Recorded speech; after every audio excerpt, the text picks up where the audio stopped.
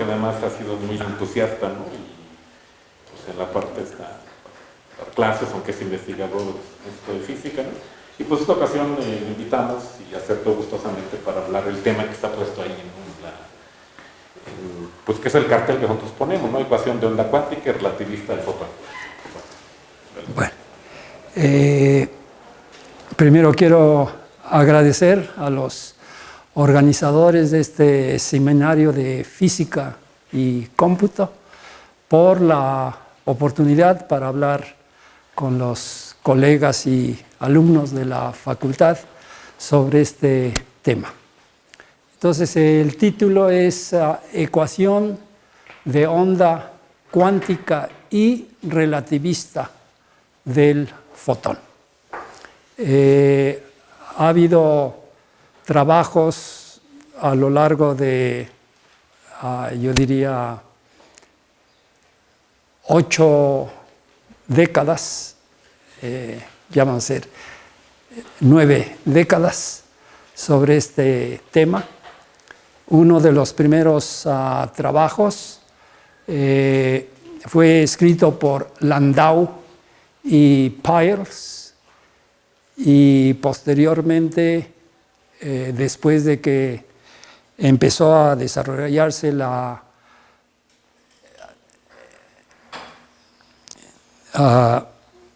electrodinámica cuántica, algunas otras personas notables consideraron también la existencia de este tipo de ecuación. Puedo mencionar, por ejemplo, a Laporte y Uhlenbeck. Ellos trabajaban en física atómica. Un par de años antes, el trabajo de ellos es del 31, pero para el 27, Heisenberg y Pauli ya habían hecho su primera propuesta de la electrodinámica cuántica, y Dirac en el 28 había propuesto su ecuación de onda cuántica y relativista para el electrón. Con anterioridad, desde luego, Schrödinger en el 26 había propuesto la ecuación de Schrödinger, que es una ecuación de onda no relativista. Él había empezado con la versión relativista, pero como no pudo obtener el espectro y las del átomo de hidrógeno, entonces se fue a la versión no relativista, y en ese momento pudo explicar el átomo de hidrógeno como se conocía en ese momento. Pero para el 28, Dirac consideró una alternativa a la ecuación que había propuesto, de hecho, Schrödinger primero, o que analizó primero, pero como no le salió el átomo de hidrógeno, ya no dijo más. Pero en el mismo año, por una parte, Klein, y por otra parte, Fock, analizaron la ecuación que había considerado Schrödinger, y que posteriormente se vino a conocer como la ecuación de Klein-Gordon, porque Gordon la revivió también posteriormente. Entonces, para el caso del electrón, la ecuación que había propuesto Schrödinger originalmente es como la ecuación de onda clásica del electromagnetismo, con derivadas segundas con respecto a la posición y con respecto al tiempo. Y además para partículas con masa. Y a esas alturas, hacia los 30, pues ya se tenía la prescripción para construir ecuaciones de onda relativistas. La parte importante es tener la conexión entre la energía mecánica del sistema y sus formas de energía cinética y energía potencial. Entonces, para partículas relativistas con masa, esa relación es de la forma E cuadrada es igual a P cuadrada C cuadrada más M cuadrada C cuarta. ¿Sí? Entonces hay un término dependiente de la cantidad de movimiento y un término que es el cuadrado de la energía en reposo. Y esa suma de los dos cuadrados nos da la E cuadrada. Desde luego, en el teorema de Ehrenfest, Ehrenfest reconoció la conexión entre las ecuaciones de onda clásicas y las ecuaciones de movimiento clásicas y las ecuaciones cuánticas correspondientes, de reemplazar la cantidad de movimiento con el operador menos IH barra gradiente. Y por otra parte, la energía como generador de evolución temporal se tiene que poner como IH barra parcial con respecto al tiempo. Y por esa razón la ecuación de Klein-Gordon es de segundo orden, porque es E cuadrada y también con P cuadrada. Pero Dirac dijo, esa no me gusta, porque si va a ser invariante bajo transformaciones de Lorentz, yo necesito un hamiltoniano que sea lineal. Y entonces él propuso una ecuación lineal con este hamiltoniano de Dirac como operador, que tendría que ser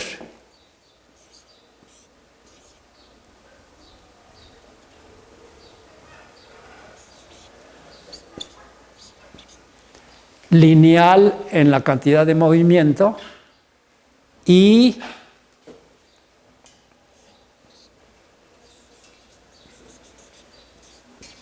en la masa en reposo con coeficientes que llamó alfa X, alfa Y, alfa Z y beta para la energía en reposo, y desde luego aquí le pone la C para que tenga las unidades de energía. Y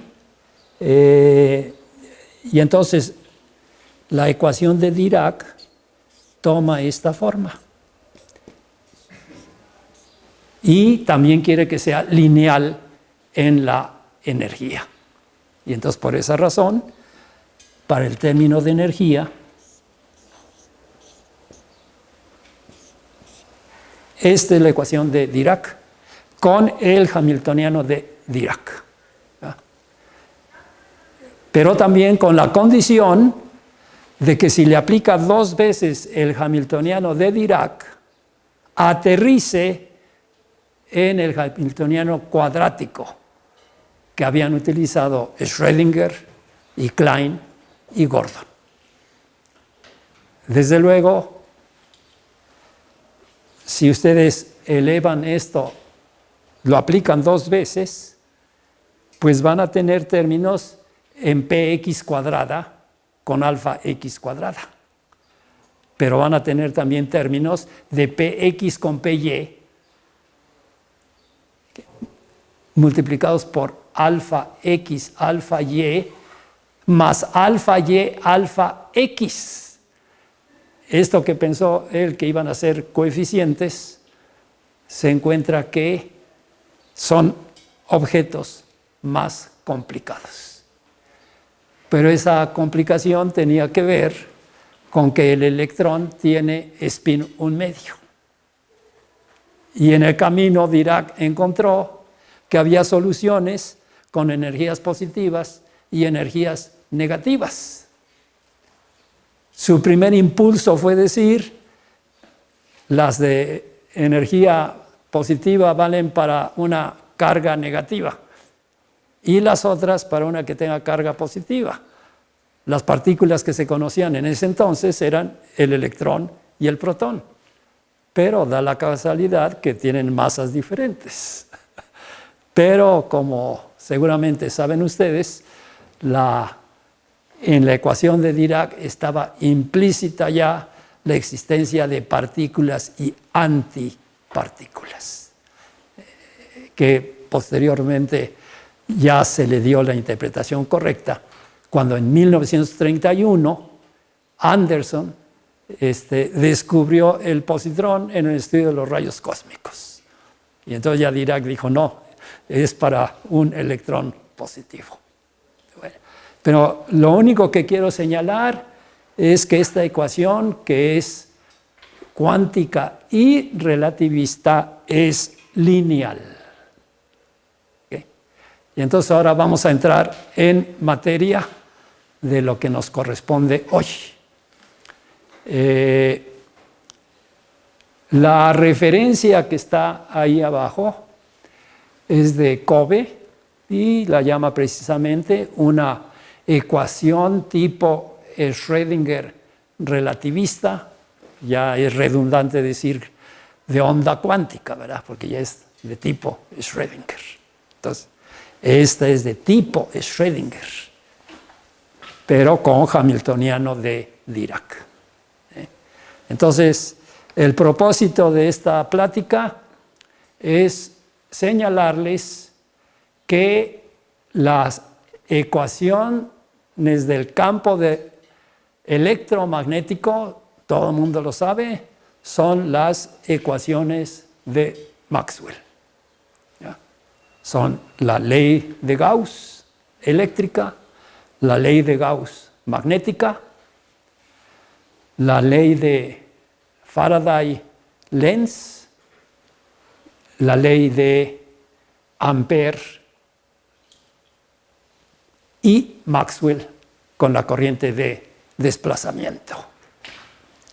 Lo que hay que reconocer es que estas ecuaciones son ecuaciones acopladas, pero se pueden desacoplar aplicándole el rotacional a esta ecuación con rotacional y también a esta otra. Notan que estas son las ecuaciones que acoplan el campo eléctrico y magnético. Y desde luego son la ley de Faraday de la inducción magnetoeléctrica. Variaciones del flujo magnético producen circulación de campo eléctrico, pero con mano izquierda, como dijo Lenz, para ser consistentes con la conservación de energía. Y por otra parte, esta es la inducción electromagnética. Variaciones del flujo eléctrico se traducen en circulación de campo magnético. Entonces tenemos la ley de Ampère de circulación a mano derecha también, ¿verdad? Entonces, son estos términos los que están detrás de la ecuación de onda clásica. Y desde luego, simplemente si ustedes sacan aquí el rotacional del rotacional, pues van a tener un término de gradiente de la divergencia de B, que es 0. Y el otro término es menos divergencia del gradiente, que es el laplaciano. Entonces ya tenemos una de las piezas del operador de onda de D'Alembert, ¿verdad? Y nos falta el otro. De este otro lado vamos a tener el rotacional de J, que va a funcionar como la fuente desde la magnetostática. Y por otra parte, tenemos uno entre C, parecida con respecto a T, del rotacional de E. Pero este rotacional de E lo tomamos de aquí y nos va a quedar menos 1 entre C parcial segunda Ahí está el término de derivada segunda con respecto al tiempo. Y ya tenemos el operador de D'Alembert para las ondas electromagnéticas en electromagnetismo. Bueno, con la condición de que lo que llamamos radiación ocurre en regiones donde no hay densidad de carga ni hay densidad de corriente. Lo cual implica, desde luego, que van a ser campos transversales. ¿Ya? Entonces, es de aquí de donde viene la transversalidad de las ondas electromagnéticas con respecto a la dirección de propagación, pero también ortogonales entre sí, porque el rotacional es un vector perpendicular al vector al que se le aplica. ¿Está bien? Bueno, entonces, y además nosotros sabemos que en 1905 Einstein escribió su artículo sobre la electrodinámica de los cuerpos en movimiento y a partir de los dos principios, el principio de relatividad y el principio de constancia de la velocidad de la luz, que desde luego en la teoría de Maxwell es la razón de la carga, de la unidad de carga electromagnética a la unidad electrostática y que fue medida experimentalmente por Kohlrausch y Weber antes de que llegara Maxwell y que encontraron que coincidía con la velocidad de la luz. Y entonces esto es lo que hizo sospechar a Maxwell que la luz debía de ser onda electromagnética. Y entonces vamos a hablar de estas ecuaciones que sabemos que son relativistas, son invariantes bajo transformaciones de Lorentz. Lorentz construyó sus transformaciones pidiendo que estas ecuaciones mantuvieran su forma, ¿verdad? Pero no les dio la interpretación apropiada. Einstein deduce sus ecuaciones de transformación de Lorentz a partir de principio de relatividad y de constancia de la velocidad de la luz. Bueno, entonces lo que voy a subrayar es que estas son ecuaciones, especialmente estas, son ecuaciones lineales en las derivadas espaciales y temporales. Y aquí tenemos el ejemplo de una ecuación de onda lineal en la P y por lo tanto en menos IH barra gradiente y en IH barra parcial con respecto a T. Entonces, estas características comunes, ¿verdad?, de ser invariantes de Lorentz, por eso es importante decir, son ecuaciones relativistas, pero, desde luego, estas ya implican ondas electromagnéticas, ¿verdad? Pero lo que ahorita queremos es poner lo cuántico.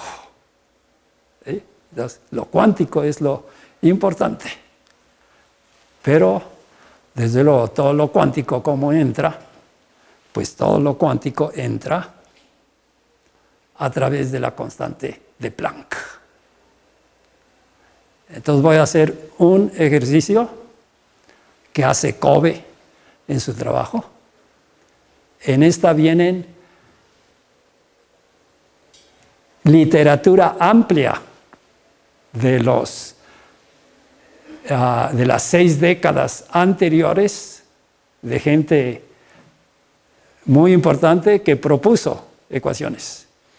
Y hay algunos que se arrepintieron. Entre ellos, Peierls, cuando hizo su colección de trabajos selectos, incluyó el de Landau y Peirce, con el comentario de decir, este trabajo es importante por la metodología que desarrollamos. No podemos tener una ecuación para el fotón, porque el fotón no se puede localizar. Es lo que dice. Dice, este trabajo metodológicamente fue importante porque es lo que utilizó Fermi para su descripción del decaimiento beta. Entonces, Oppenheimer mismo en el 31 también escribió un artículo, pero en el sentido de decir, vamos a ver lo que tenemos y lo que no tenemos, incluyendo una ecuación para el fotón. Bueno, entonces vamos a hacer un ejercicio que hizo Silverstein desde 1907, utilizando algo que vio en el libro de ecuaciones diferenciales de Riemann. Lo único que voy a hacer es reescribir estas dos ecuaciones, para lo cual el rotacional de cualquier vector lo podemos escribir así. ¿Va? Vamos a considerar la E o la B que están aquí. Entonces, este rotacional lo podemos poner así. Nada más hagan sus multiplicaciones y ya tienen las componentes respectivas. ¿Están de acuerdo? Y aquí, atención, prestamos atención a la diferencia entre el término de Lenz, Faraday, Henry, y el término de desplazamiento de Maxwell, con diferencia de signo. Pero ese menos 1, siempre lo podemos convertir en I multiplicado por I. ¿De acuerdo? Y entonces no solamente vamos a escribir estas dos ecuaciones, cada una por su lado, sino lo vamos a escribir como una sola. Eso lo hizo Silverstein en 1907 y es matemáticas nada más. Pero desde luego ya sabemos que las matemáticas son el lenguaje y a veces ese lenguaje es importantísimo para dar pasos importantes. Entonces, vamos a poner esto aquí. Esta matriz la vamos a descomponer como algo que viene con parcial con respecto a X, algo que viene con parcial con respecto a Y y algo que viene con parcial con respecto a Z. Ahí está la corrección. Pues nada más simplemente hay que ver las entradas y entonces a la de la X pues le toca -1 y 1 aquí abajito, ¿verdad? Y a la Y le toca 1 aquí y aquí le toca -1. Y a la de la Z le toca -1 y 1. ¿Ah? Para la de la X le tocó 0 en el primer renglón y en la primera columna. Para la Y esta y esta. Y para la de la Z, esta y esta. Desde luego, el rotacional sabemos que es una operación, ¿verdad? El producto escalar es anticonmutativo. Y esa es la razón de las entradas que estamos teniendo aquí.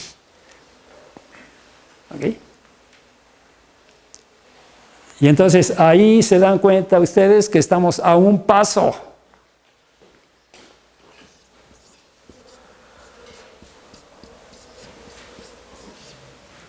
Esta es la prescripción, ¿verdad?, de Dirac, siguiendo el consejo de Ehrenfest.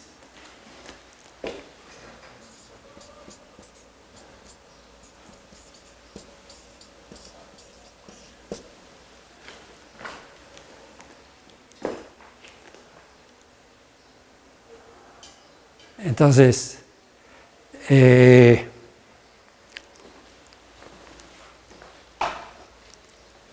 desde luego aquí tenían una alfa también, ¿verdad? Entonces, Silverstein, bueno, es Covey quien lo hace así. Dice, yo tengo esto, pero ¿qué necesito hacer para pasar de aquí para acá? Pues lo único que tenemos que hacer es multiplicar por IH barra a la izquierda y IH barra a la derecha. Y esta C se la pasamos del otro lado. Y aquí ya está contemplado que le pasamos la C del otro lado y que ya la multiplicamos por la H barra, ¿verdad?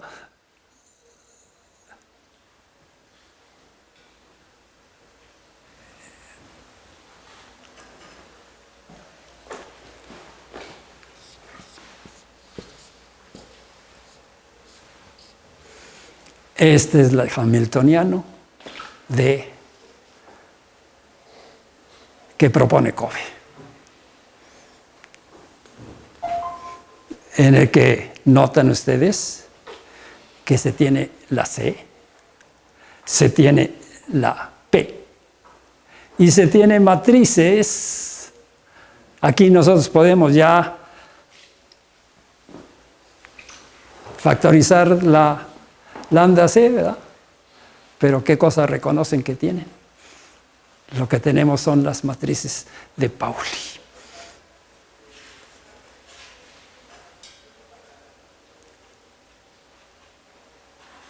A estas matrices las podemos llamar ISX más JSY más KSZ. Y ustedes pueden verificar que si suman los cuadrados, van a obtener 2 veces la matriz unidad. Pero ese 2 no es más que 1 por 1 más 1, en la que reconocemos que el campo de radiación electromagnética y el fotón tienen spin intrínseco de 1.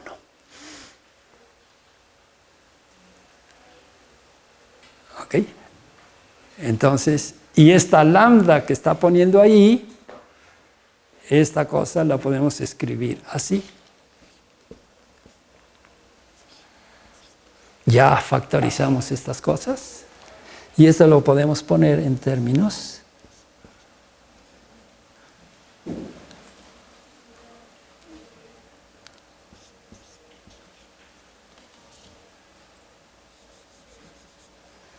la I se la incorporamos a la S para que ya quede en términos de la matriz de Pauli de 2 por 2. Pero no solamente eso, sino que también pueden establecer, entonces, S punto S, que no es más que S cuadrada, resulta ser 1 por 1 más 1 por la matriz unidad. Pero también pueden establecer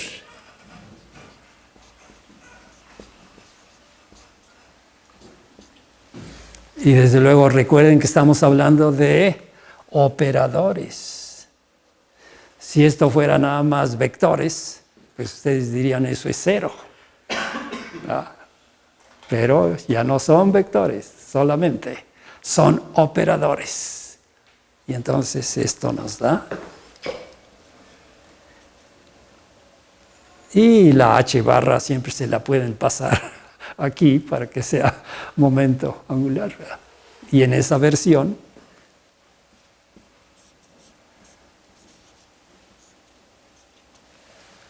Esos no son más que las reglas de conmutación Lx, Ly menos Ly, Lx igual a IH barra LZ. Bueno, con S. Entonces, si esto se hubiera reconocido desde aquí, pero desde luego no había ninguna razón. La mecánica cuántica apenas estaba haciéndose. Debo decirles que esta es la tercera ocasión que estoy hablando de esta ecuación. Hablé sobre esta misma ecuación hace 2 semanas, 2 veces. El miércoles en el Sotero Prieto. Y ahí la motivación que me hizo hablar sobre esta ecuación fue porque, desde luego, ha habido siempre mucho debate sobre el fotón. Y entonces hay preguntas de, ¿existe una función de onda para el fotón? Y ya les dije opiniones de gente como Peierls, pero también de Newton, no Isaac, T.D. Newton, y Wigner, que usan el mismo argumento que utilizó Peierls. Y entonces, con respecto a estas preguntas, y desde luego, ¿y existe una ecuación de onda para el fotón? Bueno, aquí vienen referencias de intentos de ecuación de onda para el fotón. Déjenme escribir primero la ecuación de Silberstein, en la que simplemente no aparece la H, se queda a este nivel. Y entonces en ese nivel va a ser la S, pero sin la cis.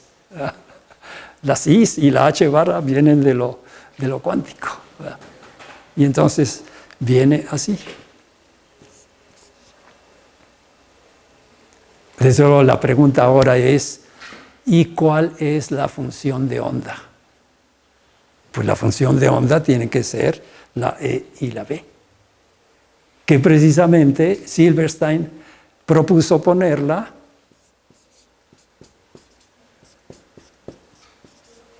y es lo que está escrito ahí arriba en el resumen, ¿verdad?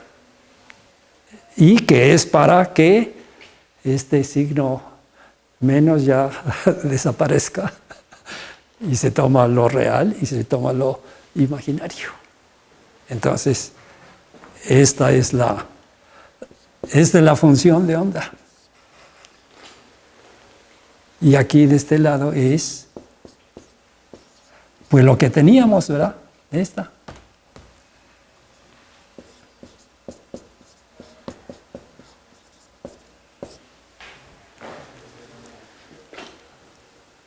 Cuando le metemos las IH barras y la C se la pasamos del otro lado, pues aterrizamos con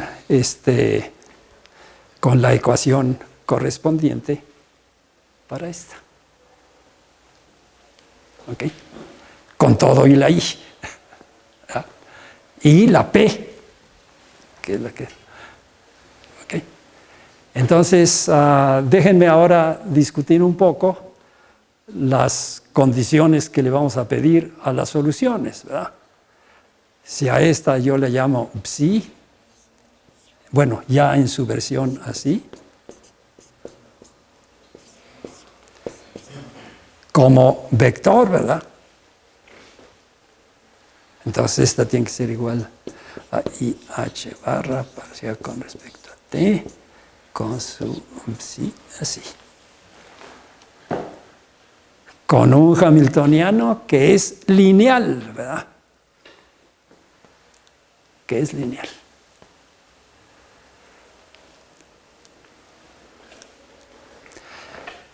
Esta lambda la pone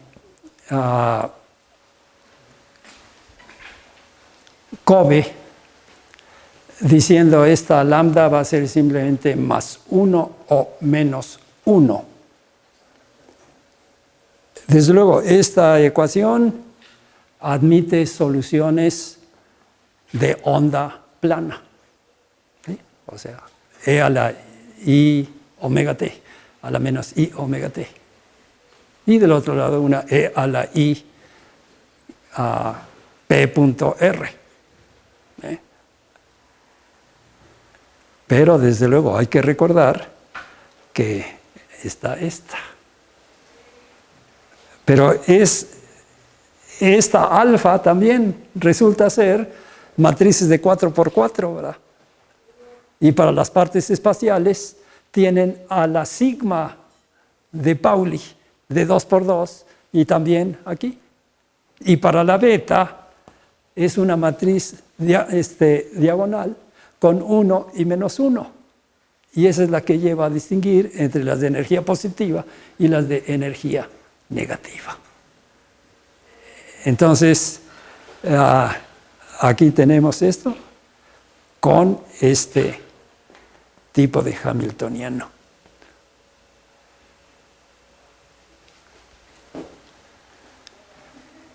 Desde luego, si esta es la función de onda, pues más vale que le impongamos qué condición. Condiciones a la frontera, al infinito. Que sean cuadráticamente integrables, ¿verdad? Entonces vamos a tener que poner psi estrella punto psi, pero esto va a ser e estrella punto e estrella menos i por más i es más 1, b estrella punto b. Pero eso nosotros sabemos de electromagnetismo que no es más que la densidad de energía.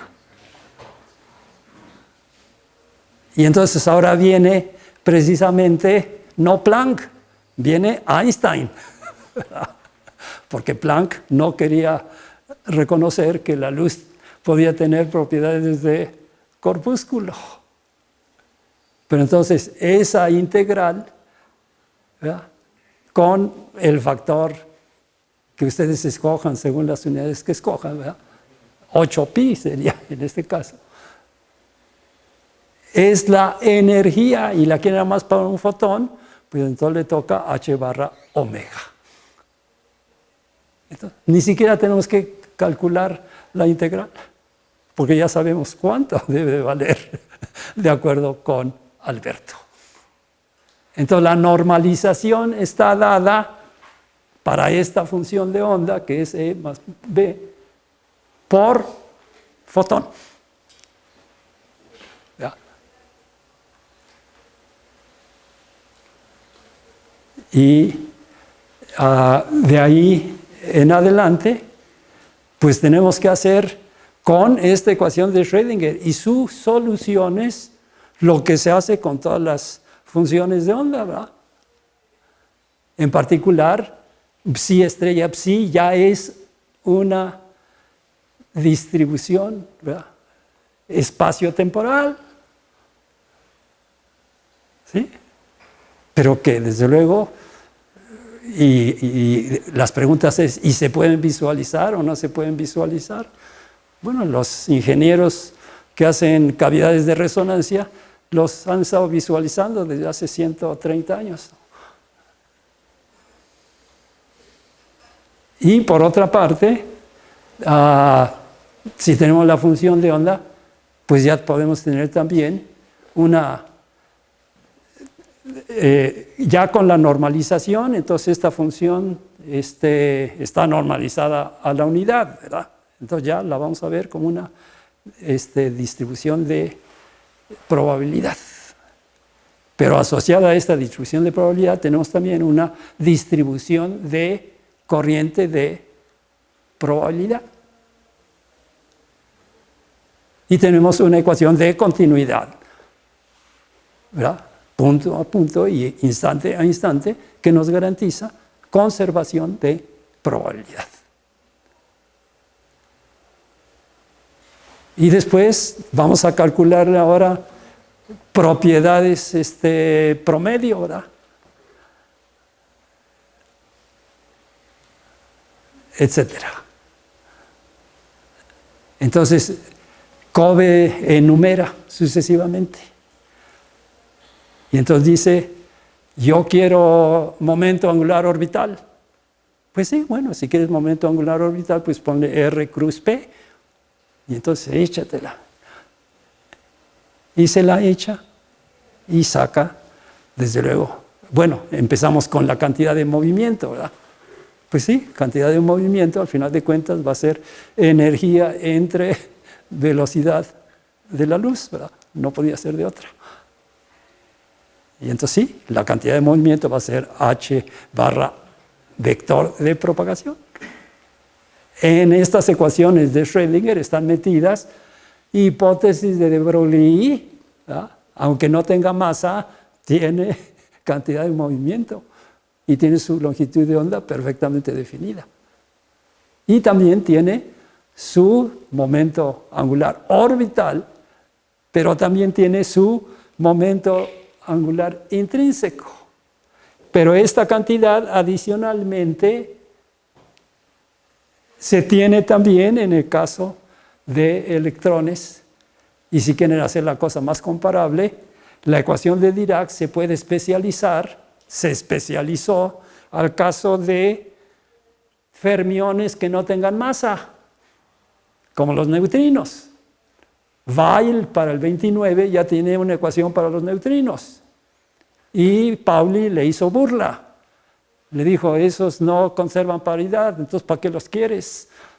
Pero 30 años más tarde, Pauli se tuvo que tragar sus palabras, porque se demostró que la paridad no se conserva en las interacciones débiles.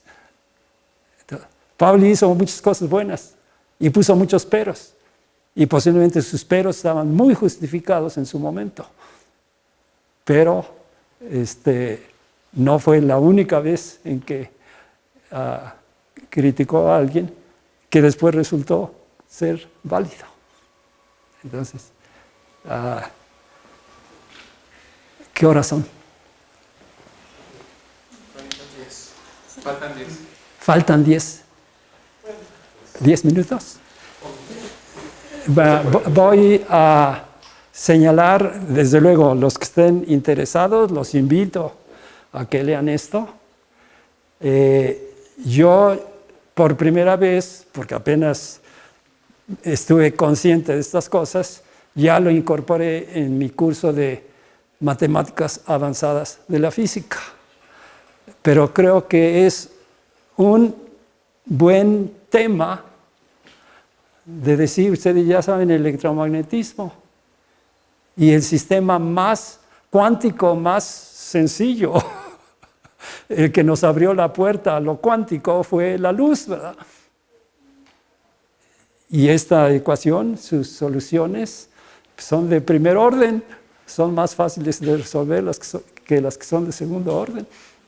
Entonces, este es un buen camino, ya estoy hablando con los colegas y los alumnos de la facultad, de decir, pues vamos a entrarle a la mecánica cuántica por este lado también.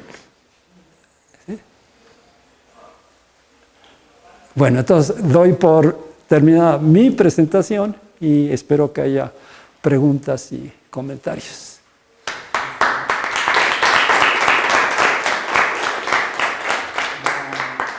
La corriente de densidad de probabilidad tiene que ver con el vector de Poisson. La densidad de corriente de probabilidad viene así.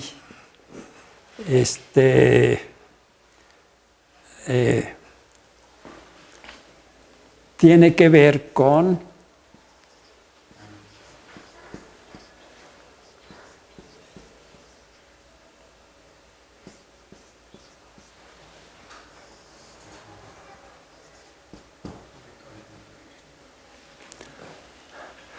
No le pongo la masa porque estos no tienen masa, ¿verdad? Sí. Es la densidad de corriente de probabilidad y es directo. Depende exclusivamente de poner las parciales con respecto a t en términos de este hamiltoniano. Así de fácil.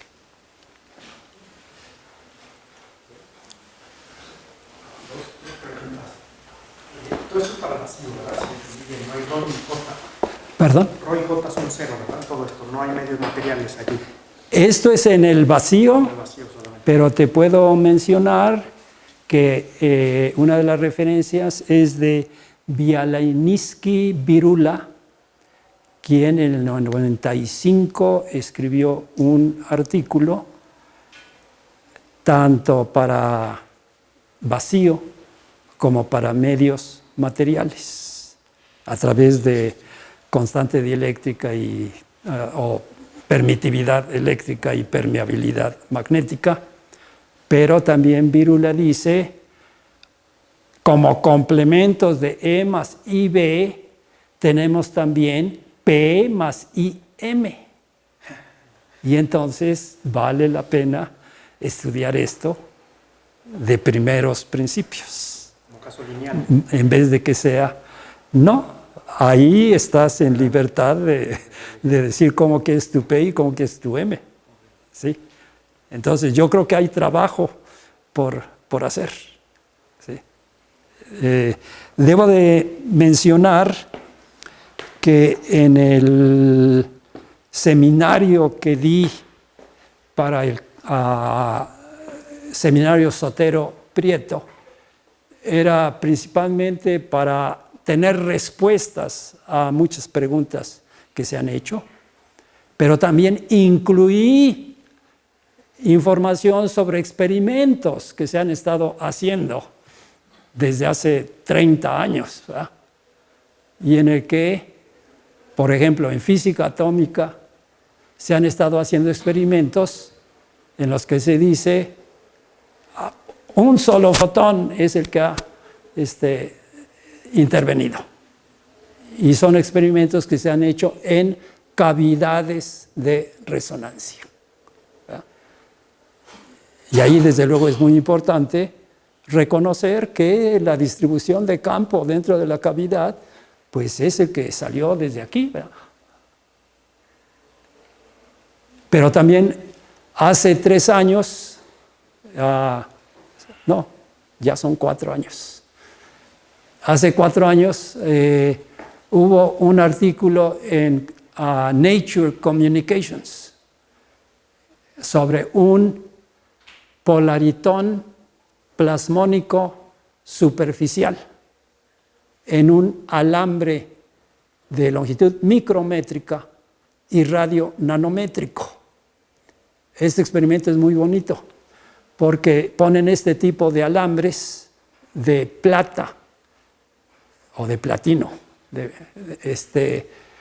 embebidos en un dieléctrico con alta constante dieléctrica, para garantizar que el campo radial se va a ver atenuado. Y entonces tiene básicamente un sistema unidimensional. Y entonces esto va en el interior de un microscopio electrónico.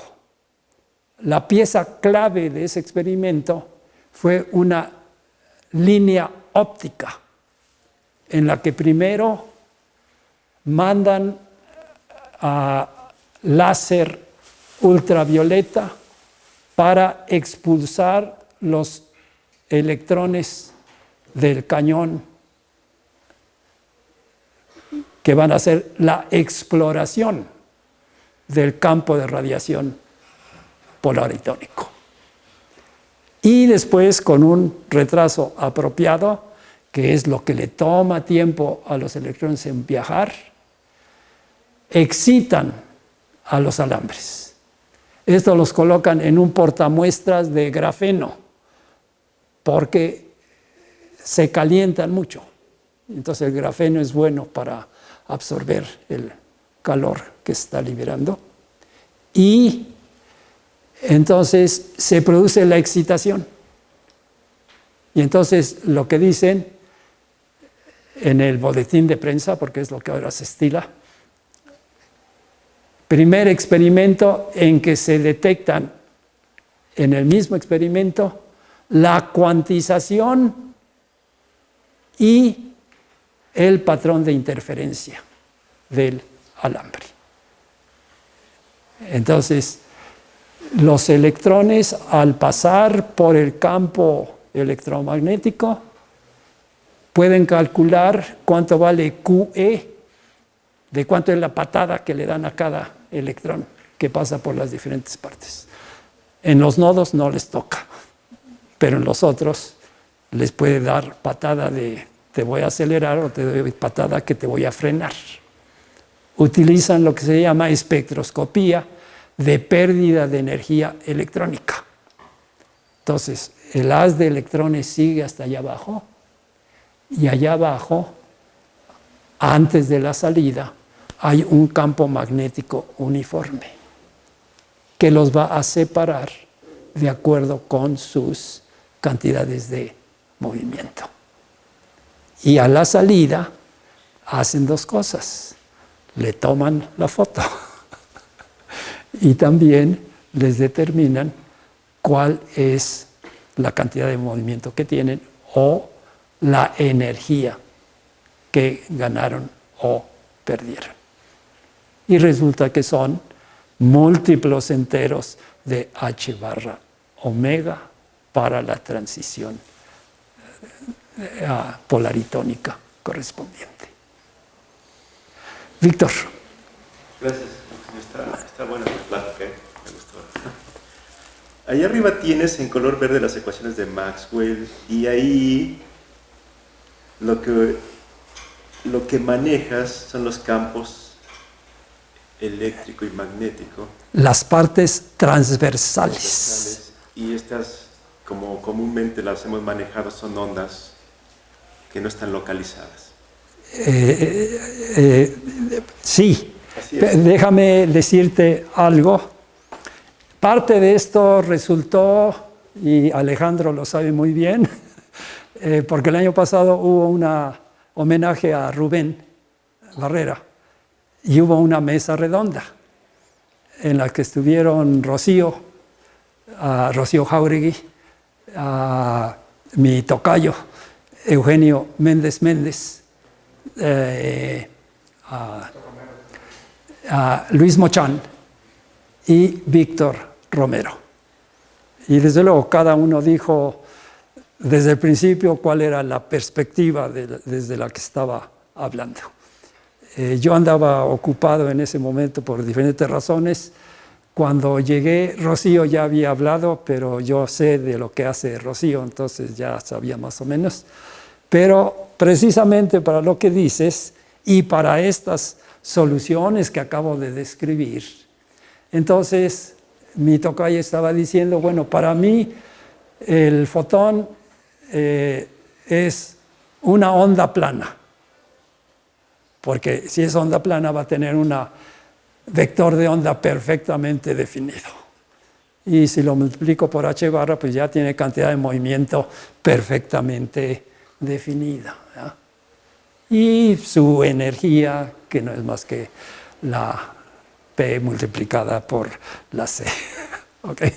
Bueno, no con esta, sino con esta. ¿Okay? Pero entonces yo te doy una respuesta. Todavía no termino. Esa es la parte que más o menos es la antesala de lo que te quiero decir. Allá arriba te me dices, allá arriba el campo no está localizado, abajo cuando lo multiplicas y como acabas de decir, lo multiplicas por H barra omega, pues de alguna manera adquiere cierta localización. Y antes de que me des la respuesta entonces, lo que te quiero decir es que te quiero invitar a que le demos una función de onda, así como tú lo estás poniendo aquí, a los fotones que nosotros producimos en el laboratorio. Son el fotón. Sí. Nos agarramos uno por uno, pero nunca les hemos asignado una función de onda. Los hemos tratado de alguna manera y con ellos hemos hecho cálculos y los cálculos que obtenemos nos dan lo que obtenemos en el laboratorio. Pero nunca les hemos dado una función de onda de este estilo y me imagino que la función de onda depende de la manera de cómo cada laboratorio o cada lugar produce sus fotones cuánticos. Sí, nada más para ilustrar. Cuando hablamos de onda plana, desde luego, si tú calculas esta psi estrella psi, te va a dar 1 para cualquier lugar. Pues sí, ahí está entrando en juego principio de incertidumbre también, ¿verdad? Tú me dices, tienes cantidad de movimiento perfectamente definida, pues entonces no puedes decir en dónde está.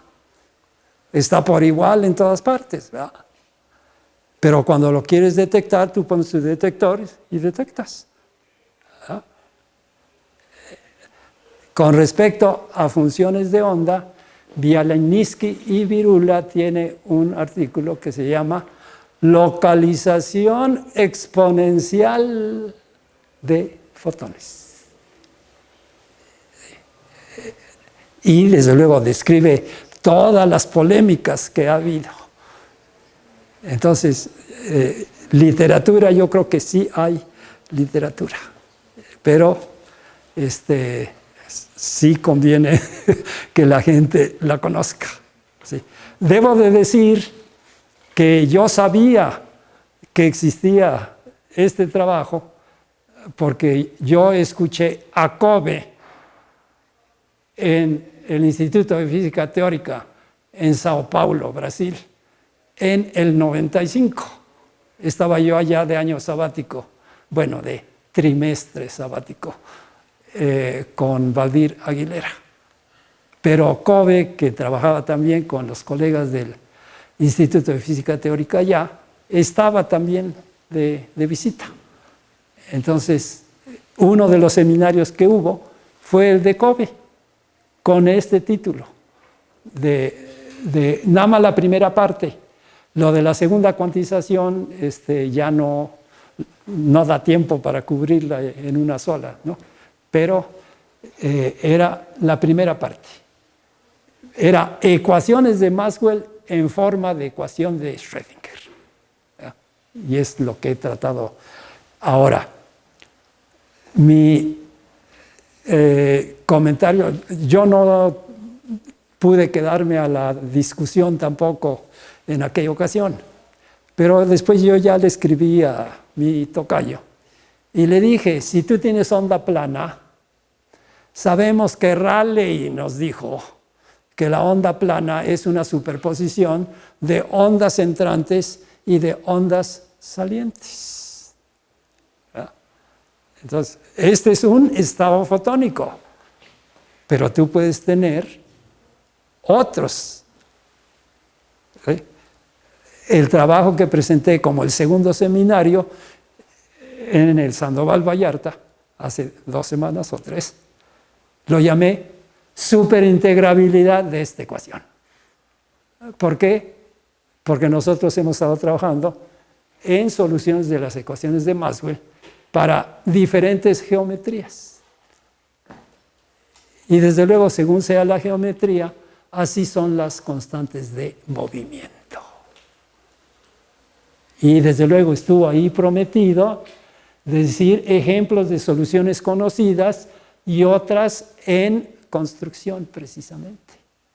Entonces, nada más para hablar de cosas recientes, ya una de ellas es de doble quinceañera. Los haces de Bessel se implementaron apenas hace 32 años, en el 87, por Durnin en Rochester. Estos se llaman haces ópticos invariantes en propagación. Los haces normales se difractan. ¿Ah? Pero estos con distribución de funciones de Bessel son la extensión natural de la onda plana, en la que dices tienen en común E a la I K Z, K sub Z, Z. Pero la K transversal la distribuyes aquí. Y las de Bessel son 31 doble quinceañeras, pero las otras son de creación más reciente.